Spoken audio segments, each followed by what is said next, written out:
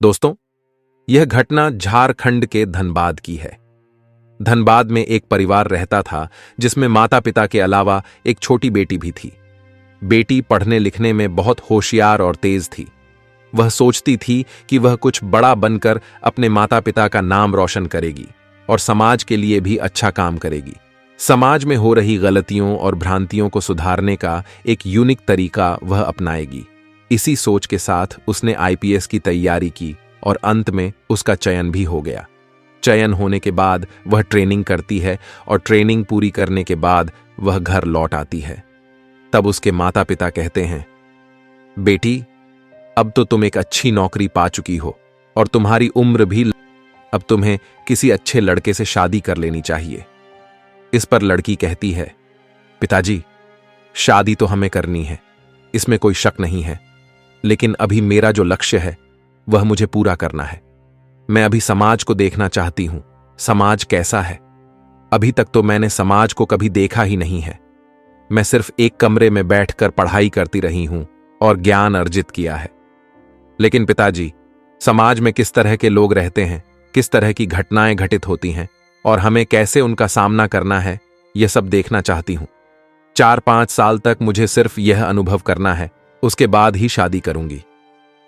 पिताजी, आप और मां मुझे समझा रहे हैं, लेकिन मैं अपने फैसले पर अडिग हूं। पिताजी ने आखिरकार कहा, बेटी, अब तुम समझदार हो गई हो, अपने फैसले खुद लो और अपना ध्यान रखना। यह सुनकर अनीता ने जवाब दिया, पिताजी, आप चिंता न करें, मैं अपना ख्याल रखूंगी। इसके बाद अनीता अपनी ड्यूटी के लिए रवाना हो गई। धनबाद में उसकी पहली पोस्टिंग थी, लेकिन ड्यूटी पर जाने के बजाय उसने अपने निजी ड्राइवर से कहा, मुझे किसी सुनसान जगह पर छोड़ दो। ड्राइवर पहले तो थोड़ा झिझका, लेकिन उसने आदेश का पालन किया। वह अनीता को शहर की एक सुनसान जगह पर छोड़ आया।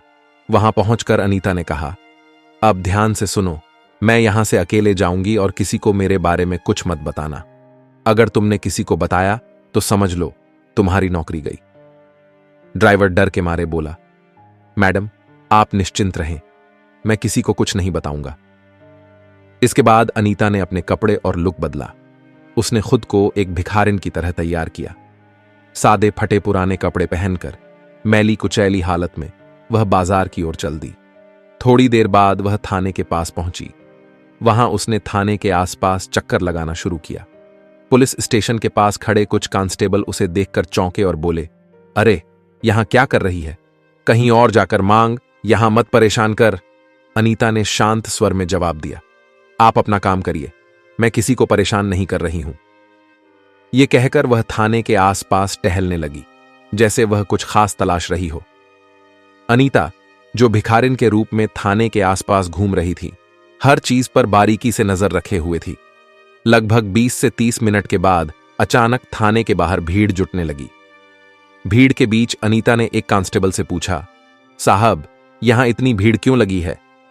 कांस्टेबल ने लापरवाही से जवाब दिया, एक लड़की का मामला आया है, रेप हुआ है उसका, परिवार शिकायत लेकर आया है, लेकिन जिसने यह किया है वह एक अमीर व्यापारी का बेटा है। मामला थोड़ा पेचीदा है। यह सुनकर अनीता के कान खड़े हो गए। उसने देखा कि भीड़ में लड़की का परिवार रो रहा था और वहीं आरोपी के प्रभावशाली परिवार के लोग अपनी शक्ति का प्रदर्शन कर रहे थे। अनीता ने पुलिस वालों की नजर से बचते हुए थाने के अंदर घुसने की कोशिश की। जैसे ही वह अंदर पहुंची, वहां मौजूद अधिकारी चौंक गए। दरोगा साहब ने गुस्से में पूछा, अरे, इसे अंदर कैसे आने दिया? यह भिखारिन यहां कैसे घुस गई? कांस्टेबल घबरा गए और बोले, साहब, हमारी नजर इस पर नहीं पड़ी, पता नहीं ये कब अंदर आ गई। दरोगा साहब ने आदेश दिया, इसको कुछ खाने को दे दो, पैसे दे दो और यहां से भगाओ, हमें अपना काम करने दो। कांस्टेबल ने अनीता से कहा, देख, यहां से जा, कुछ पैसे चाहिए तो ले ले, कुछ खाने का चाहिए तो खा ले, लेकिन यहां मत बैठ। अनीता ने उनकी बात अनसुनी करते हुए शांत स्वर में कहा, साहब, मैं यहां थोड़ी देर बैठना चाहती हूं, थक गई हूं, आराम करना चाहती हूं, आपको परेशान नहीं करूंगी, बस उस कोने में बैठने दीजिए। अनीता थाने के बाहर एक पेड़ के नीचे बैठ गई और वहां से दरोगा साहब की हर गतिविधि पर नजर रखने लगी। उसने देखा कि लड़की का परिवार रोते हुए न्याय की गुहार लगा रहा था, लेकिन आरोपी के प्रभावशाली पिता दरोगा को रिश्वत देकर मामला दबाने की कोशिश कर रहे थे। दरोगा ने लड़की के पिता से कहा, देखिए, ये मामला कोर्ट कचहरी में गया तो सालों लग जाएंगे, बेहतर होगा कि यहीं निपटा लें। लड़की का पिता मजबूरी और लाचारी में कांपते हाथों से दरोगा को पैसे देता नजर आया। अनीता यह सब चुपचाप देख रही थी, लेकिन उसके भीतर का गुस्सा धीरे धीरे बढ़ रहा था। वह जानती थी कि अब समय आ गया है अपनी पहचान और अधिकार का सही उपयोग करने का। गरीब मां बाप दरोगा के सामने हाथ जोड़कर गिड़गिड़ा रहे थे। मां रोते हुए कहती हैं, साहब, हम गरीब लोग हैं, हमारे पास पैसे नहीं हैं कि आपको दे सकें, लेकिन मेरी बेटी के साथ जो हुआ उसके लिए इंसाफ चाहिए। आपसे बस यही निवेदन है, कृपया हमें न्याय दिला दीजिए। दरोगा ने उनकी बातों को अनसुना करते हुए एक ठंडी नजर डाली। उसने कहा, देखो, कानून सबके लिए बराबर है, लेकिन यहां काम आसानी से नहीं चलता। तुमसे जो बन पड़े वो करो, वरना वापस जाओ। उधर अमीर पक्ष के लोग, जो पहले से ही दरोगा को मोटी रकम दे चुके थे, मुस्कुराते हुए खड़े थे। उनके पैसे से दरोगा का रवैया पूरी तरह बदल चुका था। अब वह अमीर लड़के के परिवार के पक्ष में बोलने लगा और गरीब परिवार को डांटते हुए कहने लगा, तुम लोग यहां तमाशा मत करो, अपना काम कर लो और चुपचाप चले जाओ। कोर्ट में जाना है तो जाओ, लेकिन यहां हंगामा मत करो। गरीब पिता, जो अंदर से टूट चुका था, कहता है, साहब, हमारी बेटी के साथ अन्याय हुआ है। आपसे इंसाफ की उम्मीद लेकर आए थे, लेकिन आप हमें ही डांट रहे हैं। क्या गरीबों को न्याय मिलना इतना मुश्किल है? इस बीच भिखारिन के वेश में बैठी आईपीएस अधिकारी अनीता यह सब कुछ चुपचाप देख रही थी। लेकिन दोस्तों, उसने देखा कि दरोगा किस तरह अमीरों के पैसे के लालच में आकर गरीब परिवार को प्रताड़ित कर रहा है। उसकी आंखों में गुस्से की आग जलने लगी, लेकिन वह अब भी चुप थी। दरोगा गरीब परिवार से कहता है, तुम लोग घर जाओ, मैं तुम्हारे केस को देख लूंगा, गहराई से जांच करूंगा और जल्द से जल्द रिपोर्ट तैयार कर कार्रवाई करूंगा। गरीब पिता भावुक होकर कहता है, साहब, हम आपके भरोसे हैं, हमें सिर्फ अपनी बेटी के लिए न्याय चाहिए और कुछ नहीं। दरोगा बड़ी सहजता से जवाब देता है, ठीक है, तुम चिंता मत करो, मैं सब संभाल लूंगा। लेकिन जैसे ही गरीब परिवार थाने से बाहर निकलता है, दरोगा अमीर व्यापारी से पैसे लेता है और उसके पक्ष में कार्यवाही करने की योजना बनाने लगता है। थाने के बाहर गरीब परिवार को बैठी हुई भिखारिन रूपी अनीता रोक लेती है। वह उनसे पूछती है, क्या हुआ, पूरा मामला बताइए। गरीब पिता थोड़ा चिढ़ते हुए कहता है, हम जो भी सह रहे हैं वह हमारा निजी मामला है, तुम्हें इससे क्या मतलब, अपना काम करो। गरीब परिवार को यह पता नहीं था कि वह भिखारिन दरअसल एक आईपीएस अधिकारी है। न ही थाने में मौजूद किसी पुलिसकर्मी को इस बात का अंदाजा था कि अनीता, जो वहां भिखारिन के रूप में बैठी थी, दरअसल इस थाने में नई नियुक्त हुई अधिकारी है। अनीता ने फिर पूछा, आप मुझे सब कुछ बताइए, मैं आपकी मदद करना चाहती हूं। आखिर आपकी बेटी के साथ क्या हुआ? गरीब परिवार हिचकिचाते हुए बताने लगा, लेकिन जैसे ही उन्होंने देखा कि यह भिखारिन बेहद साफ सुथरा खड़ी हिंदी में बात कर रही है और कभी कभी अंग्रेजी में भी बात कर रही है, वे सब हैरान रह गए। थाने के कुछ पुलिसकर्मी भी यह सब देख रहे थे और भौचक्के रह गए। कांस्टेबल अनीता के पास आकर बोले, तुम कौन हो, हमें सच सच बताओ। अनीता ने यह सुनते ही अपना गेटअप हटा दिया। जैसे ही उसने अपने असली रूप में कदम रखा, सभी कर्मचारी हड़बड़ा गए।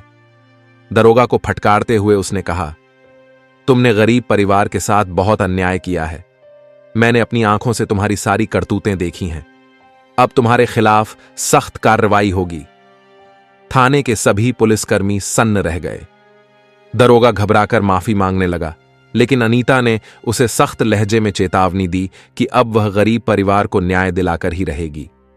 अनीता की सख्ती देखकर सभी पुलिसकर्मी उसे सलाम ठोकने लगे। अंत में अनीता ने गरीब परिवार को इंसाफ दिलाया और थाने के कर्मचारियों को उनकी लापरवाही और भ्रष्टाचार के लिए सजा दी। अनीता, जो अब अपने असली रूप में आ चुकी थी, थाने के पूरे स्टाफ को लाइन हाजिर करने का आदेश दिया। उसने दरोगा और सभी कांस्टेबलों को एक एक कर तलब किया और उनके कर्तव्यों में की गई लापरवाही और भ्रष्टाचार के लिए सख्त फटकार लगाई। दरोगा से सख्त लहजे में कहा, तुम्हारी ड्यूटी न्याय दिलाने की थी, लेकिन तुमने अपनी जिम्मेदारी को पैसे के लिए बेच दिया। अब तुम्हें इसका अंजाम भुगतना होगा।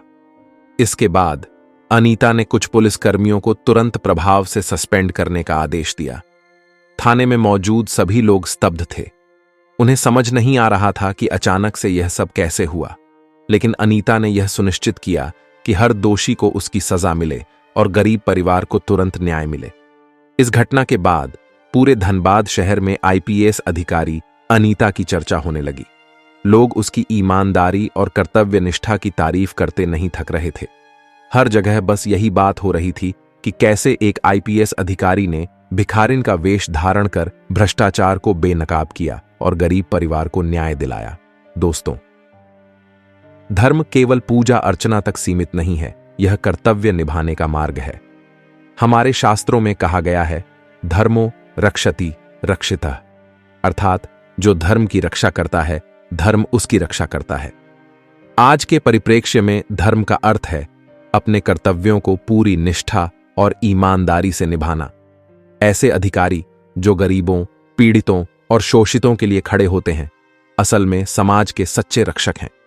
उनकी जिम्मेदारी सिर्फ अपराधियों को पकड़ने तक सीमित नहीं है, बल्कि यह सुनिश्चित करना भी है कि न्याय कमजोर से कमजोर व्यक्ति तक पहुंचे।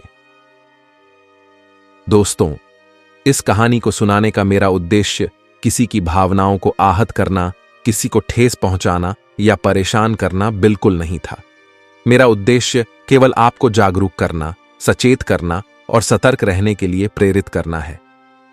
इस पूरी घटना ने आपके दिल और दिमाग को सोचने पर मजबूर कर दिया होगा कि हमारे समाज में क्या हो रहा है और हमें इनसे कैसे निपटना चाहिए।